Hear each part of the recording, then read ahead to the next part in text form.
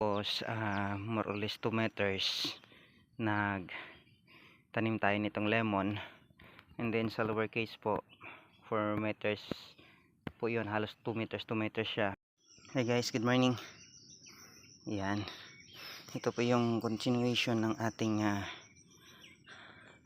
lemon update po. Yan, yung bunga hinayaan na lang natin, ano po, yung bulaklak. Malalaman natin kung mag-a-adjust siya o mahuhulog ba o mabubuo pa rin yan. Yan din po. So medyo sagad siya sa lupa kasi medyo malalim yung pagkabaon natin at pagkatanim, ano po. Yan, hanggang doon sa dulo na po yan mga ma'am sir, ano po. At ang area ngayon ay subject for clearing tayo. Kung mapapansin niyo po, nag multi at intercrop tayo rito, ano po. So ito po halimbawa yung may mga saging, ano po. Yan, so may saging siya sa upper level. Tapos more or less 2 meters nagtanim tayo nitong lemon, and then sa lower case po 4 meters po yun, halos 2 meters siya. Ang gap natin ay 1.5 to 2 meters. Ay nagtanim tayo ulit ng saging. So far yan ay intercrop, ano po, habang nag-aantay tayong lumaki si coconut dwarf. Ayan po, tapos yun din po sa dulo. Nag-intercrop tayo saging or banana to coconut dwarf, and then may lemon ngayon. So far magi-insert pa tayo ng lemongrass rito, no po, para mapapakinabangan at ma-maximize ang space at ang area, no po. So we're aiming na time will come, lalago ito pare-pareho, saka tayo mag-adjust sa spacing, ano po. Ang mahalaga ngayon may mapagkukunan tayo ng mga binhi, and then at the same time kung mag-workout talaga siya, kasi inaaral din naman natin. So far itong lemon ay hindi rin naman lumalaki basta-basta, and then at the same time ang coconut ay dwarf din. It takes time pa naman po before lumaki itong coconut dwarf, kaya yung lemon ay kumbaga makakapaglaro pa po ng husto. Depende sa laki na pwede niyang maibigay before siya maabot ng coconut. And then itong bananas po or saging, which is na i-intercrop natin rito, pati yung sa upper part po, so far kung lalaki na siya at magpapang-abot na sila nitong coconut dwarf kagaya nito po, ay saka na natin kukunin yung mga saging, ano po. Ang mahalaga ay mapapakinabangan muna natin siya ngayon habang nag-aantay tayong lumaki ang coconut dwarf, ano po. So i-maximize lang natin siya, and then if ever na okay na ang coconut ay saka natin tatanggalin ang mga bananas.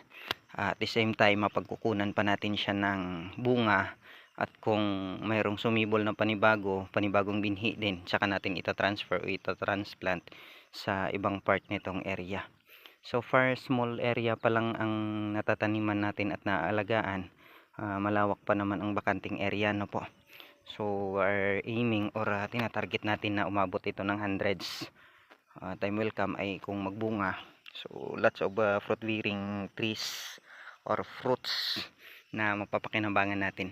Sa madaling sabi po ay we're aiming na time will come, kaya tayo nagtatanim ngayon, kasi balang araw ay mapapakinabangan ng kabataan, ano po, in case man makakakain sila ng mga prutas at kung ano pa mang meron dito sa farm na libre na lang, ano po, kasi meron tayong itinanim.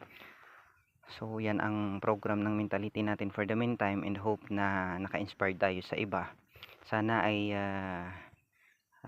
kung may alam pa po kayo na mas mainam or mas maganda na paraan kaysa sa ginagawa natin, ay paki-comment lang po at i-appreciate natin, and then at the same time ay kung sa lalong ikagaganda ng setup natin sa farm ay gagawin natin, ano po. So ayan din po ang mga alaga nating chickens. Yan, early morning nagagala sila rito kasi nag-clearing tayo po. May mga insekto at kung ano-anong pwede nilang makain rito, kaya nandito din sila, ano po. Tingnan nyo mga ma'am sir, ano po. So magko-continuous update tayo after clearing neto po. For the meantime ay ganito muna siya, mahalaga na itanim natin yung lemon, yung lemonade. And then after neto ay i-clear na natin ang buong area na ito. Kung mapapansin niyo mga ma'am sir, mayroon tayong avocado na po. Ayan. Ayan po siya. May pinya pa. So far hindi pa po na-arrange ang halos lahat ng naandito. Subject for arrangement at clearing tayo. Kasi yan ay mga dating tanim pa po ng namayapang tatay, ano po. So we would like to reset ng mga bagay na ito. Pati yung mga tanim niya, pati mga prutas, ano po. So far hagipin ko lang, ano po, ito yung mga prutas na malalaki na. Yung star apple, ano po, Indian mango at the same time. Indian mango din po, avocado. Magkakatabi lang po ito mga ma'am sir, ano po. Yan din po, Indian mango. So far may mga jackfruit po doon sa bandang ibaba. Sadyang medyo subject for clearing lang talaga tayo for the meantime. Lalo't medyo naging busy tayo nitong nakaraan lang. Kaya pagbalik natin ay medyo masukal na ng kaunti yung area. So yun po ang isang avocado. Ayun din po ang isa sa may bandang baba. Medyo natatakpan lang. And then langka, bananas din po. So multi-crop po ito. Yan din po yung ano nga tawag nito, banaba? Hindi. Nakalimutan ko yung tawag ng prutas na ito. Yan po yung kanyang bunga. Yan, malalaman din kita mamaya. Yung yan man na. So yun. Natawa ako bigla.